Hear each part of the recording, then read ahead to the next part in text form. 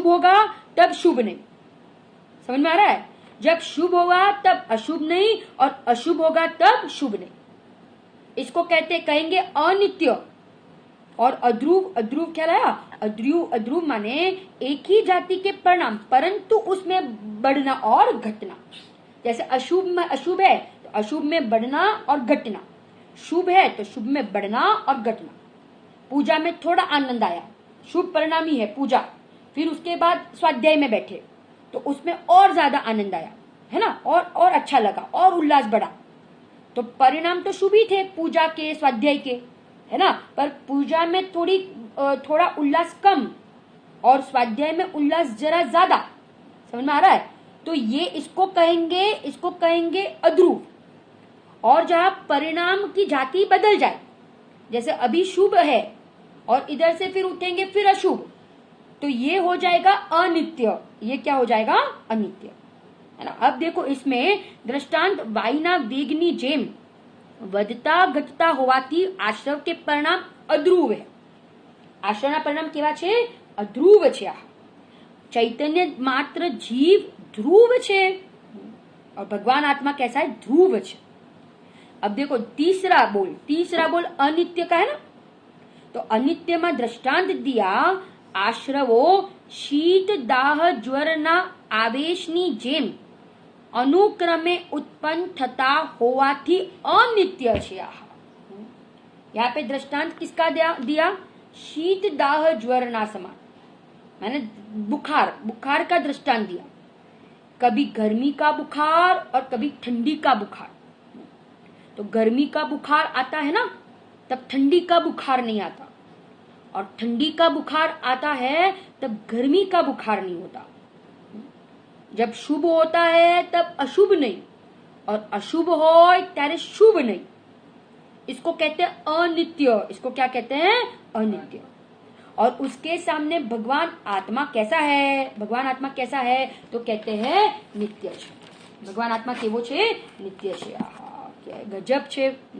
यहाँ पे कह रहे आश्रव भले अनित्य हो, अध्रुव हो, निबद्ध हो, बराबर ना, परंतु उसके सामने भगवान कैसा? मैं हूं स्वतंत्र निष्कल निष्काम ज्ञाता दृष्टा आत्मराम। अपन छोटे थे तब गाते थे ना, मैं ज्ञानानंद स्वभावी हूँ, मैं ज्ञानानंद स्वभावी हूँ। मने बतावो आत्मा केवो हशे, ए केवो हशे, क्या रहतो हशे, मने बतावो आत्मा केवो हशे। मने समय सार किसके लिए लिखा गया? ये समय सार मेरे लिए लिखा गया, किसी और की बात नहीं है। ये मेरे विशेषण कहे, ये मेरे गीत गाए। कितनी महिमा की है अपनी, इसमें अब महिमा की, परंतु पुरुषार्थ तो अपने को ही करना पड़ेगा। किसको करना पड़ेगा? बेंशी का बोल है ना वचनामृत में कि गुरुदेव ने जैसे माता बच्चे को पूरा भोजन बना के दे, थाली में भी पूरा परोस के दे। देखो माता की करुणा कितनी होती है। मुंह में भी रख के देती है माता। तो माता की जैसी करुणा किसी की नहीं होती है ना। परंतु गले उतारने का काम किसको करना पड़ता है? बोलो वो तो मम्मी नहीं कर पाएगी ना, वो तो बच्चे को स्वयं को करना पड़ेगा ना। ऐसे यहाँ पे कहते हैं कि गुरुदेव ने हमें पूरा सब कुछ माल तैयार दिया। एक एक લીટીનો अर्थ, एक एक शब्दનો अर्थ गुरुदेवे કરીને આપ્યો છે। આપણે कुनकुन आचार्यदेव, अमृतचंद्र आचार्यदेव का हार्द पूरा खोल के हमारे सामने रख दिया। 45 साल एक ही बात अपने को खूब रटाई, ध्रुव का डंका बजाया, अमृत बरसाया। अब पुरुषार्थ किसके हाथ में है? बोलो पुरुषार्थ किसको करना है? तो कहते हैं हमें ही करना है, क्योंकि ये पुरुषार्थ किए बिना ये मार्ग में आगे नहीं बढ़ सकते, मोक्ष मार्ग के द्वार खुलेंगे नहीं। अब यहाँ पे कहा कि देखो क्या कहते हैं कि शीत दाह ज्वार ना समान आवेशनी जेम क्रमे उत्पन्न थता होवाथी अनित्य छे। आश्रव केवा छे? अनित्य छे, कोई चिंता करने जैसी नहीं है। बस ज्ञान अभ्यास करते रहो, किसका अभ्यास? ज्ञानाभ्यास। कहते ना, ज्ञानाभ्यास करे मन माही, ताको मोह कछु है नाही। खाली ज्ञानाभ्यास करते रहेंगे ना, तो फिर यहाँ पे कहेंगे कि एक समय ऐसा आएगा कि वो मिथ्यात्व का नाश होके, आश्रव का अभाव होके सम्यक दर्शन की प्राप्ति हो जाएगी। कितना सरल काम है, एक तिर्यंच गति का अनपढ़ भी कर लेता है। इसमें खाली ये कहते हैं ना कि अंदर से स्वयं आत्मा हूँ, बस स्वयं आत्मा हूँ और आत्मा को कहीं ढूंढने जाना नहीं है। आज पंडित राजेंद्र जी ने एक पॉइंट कितना बढ़िया बताया। बोले आत्मा को हम बाहर खोजते हैं, आत्मा को हम बाहर खोजते हैं, कहीं शयोपशम में, कहीं हम राग की मंदता में, कहीं जड़ की क्रिया में, है ना, कहाँ हमने आत्मा को खोजा, परंतु आत्मा स्वयं है कि नहीं। और हम आत्मा को कहाँ खोजते हैं? बाहर। जैसे 38 नंबर की गाथा में वो दृष्टांत दिया ना कि मुट्ठी में सोना है, मुट्ठी में सोना है और सोना कहाँ ढूंढ रहा है? सोना बाहर ढूंढ रहा है। ऐसे स्वयं आत्मा है और आत्मा को कहाँ ढूंढता है? बाहर। विश्वास करने जैसा है, बस निर्णय करना है कि हूं परमात्मा छू, હું પરમાત્મા છું એમ નક્કી કરો, હું પરમાત્મા છું એમ નિર્ણય કરો અને હું પરમાત્મા છું એમ અનુભવ કરો। कितना आनंद का मार्ग है, कितना निर्भर होने का मार्ग है। क्यों हम टेंशन करते हैं, क्यों चिंता करते हैं किसी। यहाँ पे कहते हैं ऐसे भगवान आत्मा का स्वरूप समझकर निर्भर थईजिए। तीसरा 3 बोल हुआ। अब चौथा कहते हैं विज्ञान घन जेनो स्वभाव छे एवो जीव ज नित्य छे। जीव केवो छे? नित्य छे। अब यहाँ पे कहा कि जेम काम सेवन में वीर्य छूटी जाए ते क्षणे ज दारूण कामनो संस्कार नाश पामी जाय छे, कोईथी रोकी राखी शकातुं नथी। तेम कर्मोदय छूटी जाए ते क्षणे ज आश्रवो नाश पामी जाय छे, रोकी राखी शकाता नथी। माटे तेवो आश्रवो केवा छे? अशरण छे। आहा, केवो छे? अशरण छे। અને આપોઆપ પોતાથી જ રક્ષિત એવો સહજ ચિત્ત શક્તિ રૂપ જીવ જ શરણ સહિત છે। जीव केवो छे? शरण सहित छे। आहा, जैसे कहते हैं ना कि भाई काम वासना के वीर्य गिर जाता है ना, फिर वो वासना के परिणाम टूट जाते हैं। ऐसे यहाँ पे कहते हैं कर्मों का उदय जब तक हो तब तक वो परिणाम है, परंतु जब कर्म का उदय बदल जाए, कर्म का उदय नष्ट हो जाए, तो परिणाम अपने आप क्या हो जाते हैं? नाश पामी जाए छे। कर्मनो उदय छूटी जाए, कर्मना उदय खरी जाए, तो परिणाम अपने आप, जैसे अपने को भोजन का समय हो जाता है ना, ऐसे उदय आता है, एकदम भूख लगने लगती है, तो वो एक उदय आया, उस समय एकदम तीव्र भूख के परिणाम होते हैं, परंतु वो उदय टल जाता है ना, वो थोड़ा समय में वो निकल जाता है। फिर आप देखो, फिर वो जो परिणाम थे वो रहते हैं कि नहीं थोड़े टाइम के बाद। जैसे वो 11:30-12 बजे एकदम भूख के परिणाम एकदम होने लगते हैं, परंतु फिर आप देखना 1 बजे, 1:30 बजे, 2 बजे के बाद फिर वो परिणाम नहीं रहते ना, वो नष्ट हो जाते हैं। उदय है तब तक वो परिणाम रहेंगे, फिर वो उदय टलते वो परिणाम क्या हो जाते हैं? परिणाम नष्ट हो जाते हैं कि नहीं।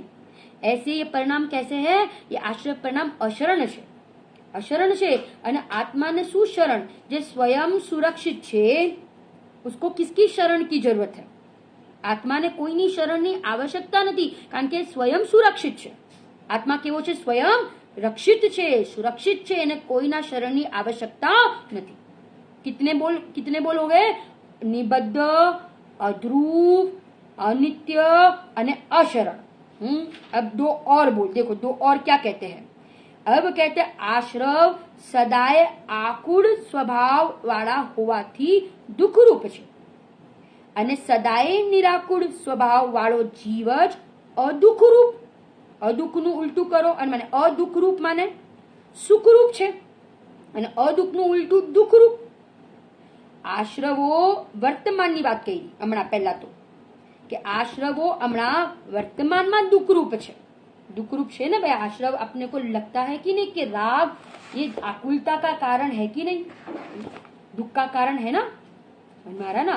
ये राग आग दहे सदा, हर समय ये राग के परिणाम में आकुलित हो रहा है। कोई ऐसे परिणाम नहीं प्रशस्त हो या अप्रशस्त हो, ये कोई भी परिणाम आप लो तो ये आकुलता के ही कारण है। दुखरूप છે અને એની સામે ભગવાન આત્મા એ અનાકુળ સ્વભાવી છે, અનાકુળ સ્વભાવી છે। આહા, નિરાકુળતાનો ધામ છે, સુખનો શાંતિનો ગોદામ છે। અને આશ્રવના કોઈ પણ 28 મૂળગુણના પરિણામ भी आप ले लो, वो परिणाम भी आकुलता वाले। गुरुदेव बेंचरी की भाषा में कहे तो कहते काला नाग जेवा लागे। सोगानी जी की भाषा में कहे ना तो कहते भट्टी समान लगते हैं, आग लगते हैं, क्योंकि अंदर की शांति का वेदन हुआ है ना। जिसको शांति का वेदन होगा ना उसको ये राग दुख रूप लगेगा। अज्ञानी को दुख रूप ही क्या लगता है, उसको तो ये सुख रूप मान के बैठा है, परंतु है कैसे दुख रूप છે, આકુળતાના કારણ છે અને ભગવાન આત્મા નિરાકુળતાનો કારણ છે। अब एक लास्ट કે એના દુઃખ જ જેનું ફળ છે, दुख જ જેનું ફળ છે। माने भविष्य में भी इसका फल दुख रूप ही है। क्यों? क्योंकि अभी आश्रव के परिणाम हुए, तो जो कर्म बंधे ना, तो कर्म बंधे उसका उदय आएगा, उदय आएगा ना तो फिर सहयोग मिलेंगे, सहयोग मिलेंगे तो फिर सहयोग में वो आश्रव के परिणाम होंगे ना, दुख के परिणाम होंगे कि नहीं। तो आश्रव के परिणाम होंगे ना, भविष्य में भी वो सहयोग में वापस वो जुड़ेगा, तो वापस वो आश्रव के परिणाम होंगे।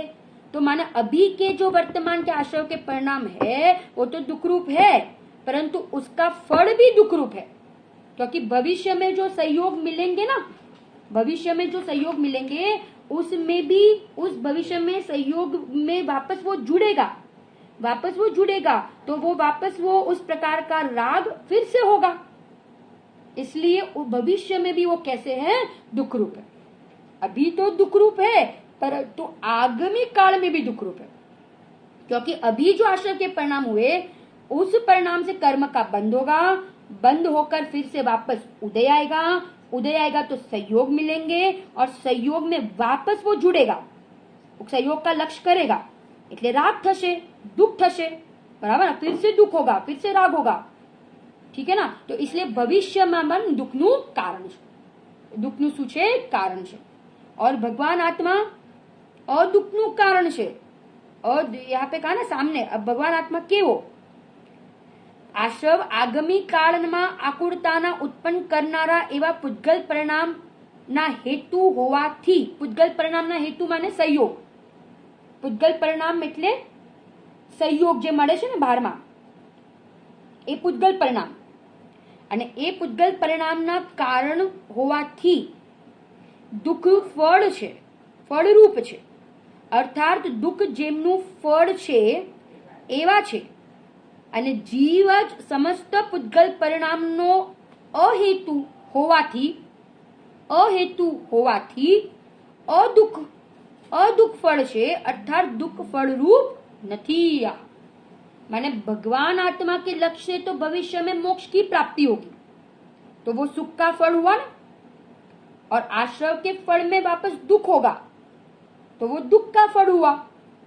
समझ आ रहा है? भगवान आत्मा सुख रूप सुख का फल है और आश्रव दुख का फल है, वो दुख रूप भी है और दुख का कारण है, और भगवान आत्मा सुख स्वरूप भी है और सुख का कारण है, क्योंकि भविष्य में मोक्ष मिलेगा ना तो मोक्ष का कारण हुआ कि नहीं, और भविष्य में 4 गति मिलेगी तो आश्रव 4 गति का कारण हुआ कि नहीं, दुख का कारण हुआ कि नहीं। 4 गति ये जो मिलेगी अपने को भविष्य में, तो दुख का कारण दुख रूप और दुख का कारण, और भगवान आत्मा सुख रूप और सुख का कारण है, क्योंकि भगवान आत्मा के आश्रय से भविष्य में 5म गति मिलेगी और आश्रव के आश्रय से भविष्य में 4 गति मिलेगी, तो दोनों का फल भी जुदा जुदा, एक का फल दुख रूप और दूसरे का फल सुख रूप। 5 बोल अपन ने आज देखे। सबसे पहले आश्रव निबद्ध, गुरुदेव ने देखो ये 5 बोल को बहुत अच्छे से लिखे हैं, समझाए। पुण्य पापना भाव घातक અને આત્મા વદ્ય ઘાત થવા યોગ્ય વદ્ય છે। दूसरा बोल, पुण्य पापना भाव વધઘટ होने के कारण अध्रुव और भगवान आत्मा ध्रुव। पुण्य पापना भाव अनुक्रमे उत्पन्न थाय माने बदलने वाले ना, कभी पुण्य कभी पाप, इसलिए अनित्य। और भगवान आत्मा एक रूप रहने वाला, एक रूप, इसलिए नित्य। भगवान आश्रव, आश्रव अशरण, अशरण, अशरण क्योंकि अशरण क्योंकि पर के निमित्त से होते हैं। और भगवान आत्मा कैसा है? शरणभूत है। आश्रव अशरण और भगवान आत्मा शरण। और पुण्य पाप के भाव अभी वर्तमान में भी दुख रूप और भविष्य में दुख का कारण। और भगवान आत्मा वर्तमान में सुख रूप और भविष्य में सुख का कारण है। ऐसे ये 5 बोल के द्वारा हमें और ये आश्रव का स्वरूप हमें और दृढ़ कराया। और कितना कह रहे हैं कि ये आश्रव प्रकट करने लायक ये पदार्थ नहीं है, इनसे छूटने लायक है। ऐसी बात सुनकर, छूटने की बात सुनकर हमें भी प्रमोद आता है, आनंद आता है कि मैं कब इन आश्रवों से छूटूं। क्योंकि प्रश्न ही ये था ना कि आश्रव और ज्ञान होने का समकाल कैसे है, उसका भी जवाब आएगा। पहले तो इतना दृष्टांत से पहले 5 बोल के द्वारा आश्रव को बताया और उसके सामने भगवान आत्मा को बताया, दृष्टांत देख के हमें बताया और आश्रव का स्वरूप हमें और समझाया कि भाई ये कोई भी प्रकार से इसको अंगीकार करने जैसे नहीं है, कैसे भी परिणाम हो इससे तो छूटना ही है। ऐसी छूटने की बात सुनकर हमें बहुत अच्छा आनंद आता है कि हमें इन परिणामों से छूटना है। ऐसा हमें विचार आए, ऐसा हमें चिंतन चले, ऐसी हमारी अंदर से भावना हो और इस प्रकार का हम पुरुषार्थ करें तो हम नियम से इन आश्रम परिणाम से कैसे हो जाएंगे? छूट जाएंगे। जैसे बच्चे स्कूल में से छूटते हैं ना, जैसे वो बेल बजती है, जहां वो बच्चे बेल सुनते हैं ना तो तुरंत उनके चेहरे आप देखना बच्चों के कितने खुश हो जाते हैं, क्योंकि अब स्कूल से छूटना है, छूटना है। बस राह देखते हैं कि कब वो बेल बजे और हम छूटे। बंधन से छूटना है, किसी को भी बंधन नहीं चाहिए। जैसे वो पोपट हो, वो सोने के पिंजरे में क्यों ना हो, अरे हीरे के पिंजरे में क्यों ना हो, उसे भी छूटना है। कोई कैदी हो ना, उसको बहुत साल के बाद वो छूटता है ना जेल से, आप देखना वो कितना खुश होगा, कितना प्रसन्न होगा, क्योंकि सबको छूटना है। ऐसे हमें ये आश्रम से छूटना है, हमें आश्रम में थकान लगती है। इन आश्रमों का स्वरूप जानकर हम इन आश्रमों से छूटे। इसकी और जो और आगे बताया है कि इन दोनों का समकाल कैसे है, बराबर ना, उसके और स्पष्टीकरण जो आगे आचार्य देव ने कहा है वो कल हम सुबह के स्वाध्याय में देखेंगे। इसका टीका जो बाकी है और भावार्थ हम कल सुबह के स्वाध्याय में देखेंगे। बहुत ही मार्मिक चर्चा कल सुबह के स्वाध्याय में आएगी। ऐसे हम भी अपने भगवान आत्मा का आश्रय ले, अनुभव करे और सदा काल के लिए इन आश्रमों से मुक्त हो जाए, इसी मंगल भावना के साथ स्वाध्याय पूरा करते हैं।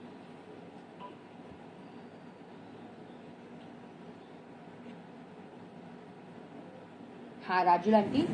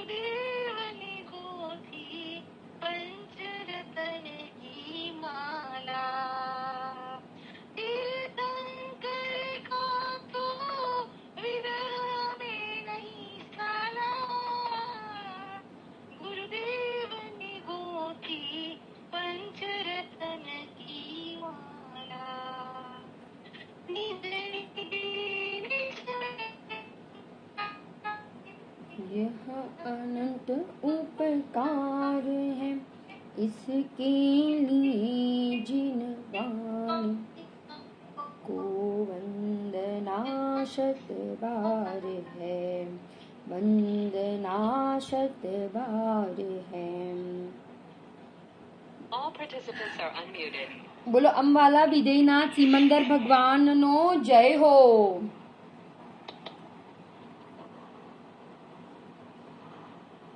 बोलो भरत क्षेत्रना समर्थाचार्य कुंद कुंद देव नो जय हो। बोलो अनंत अनंत उपकारी सदगुरु देव नो जय हो। बोलो श्यादवाद में एकांत में नित्य बोधिनी जिनवाणी मात नो जय हो। बोलो जित शासन नो जैन धर्म नो जय हो। प्रसन्न मूर्ति भगवती मात नो जय हो।